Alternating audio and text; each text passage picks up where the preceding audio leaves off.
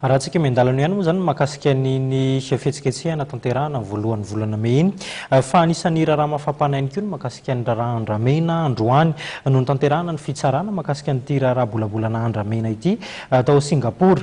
Ny firenendehibe ny firenena matanjaka dia saika manara-maso akaikina makasika ny fitsarana ity raharaha andramena ity avokoa. Manana ny ambarany makasika azy ity ny manam-pahaizana eo amin'ny fifandraisana iraisam-pirenena Andriamatora Danoara Julien.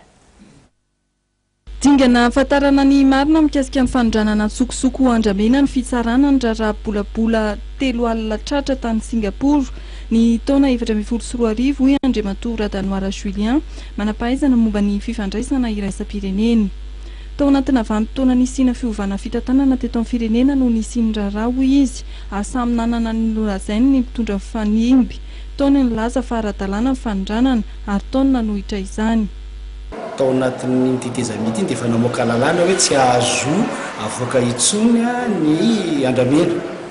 Nefa zao zany 2014 nisy ny zavatra iny. Ny any Singapour zao dia efa mieritreritra hoe satria ny lalàna amin'ny feny fivarotana ny zavatra ohatran'ireny indrindra ao anatin'le hoe convention de CITES dia misy manara-maso ireny dia mahafantatra izy fa tsy tokony andeha intsony le ny andramena ireny. Kanefa nisy tonga tampoka tany aminy dia teo zany zao olana satria le sinoa izy raha tsy diso tao miteny hoe ara-dalàna ity. Nefany ny fanjakana ao Singapour miteny hoe tsy ara-dalàna io. Tsika moa ary ny tena hoe nisy minisitra tena nandeha mihitsy tany a Singapour nanamafy hoe marina io zavatra io legal io. Hiteo zany miaraka amin'reto le texte lalàna zay mivoakatra amin'izay tsy maintsy kirakiraina eo daholo zany zavatra zany.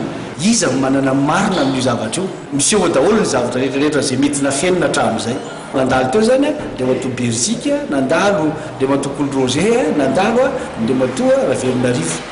Fa raha ohatra kosa moa misy hoe condamnation azo eo hitatsika tsika tsy afaka iteny iza aloha diso na tsy iza diso hatramin'izao. Nosoritan'ny professeur Danoara Julien fa manara-maso akaiky ny raharaha ny fitsarana any Singapour ny sehatra iraisam-pirenena indrindra firenendehibe toa any États-Unis.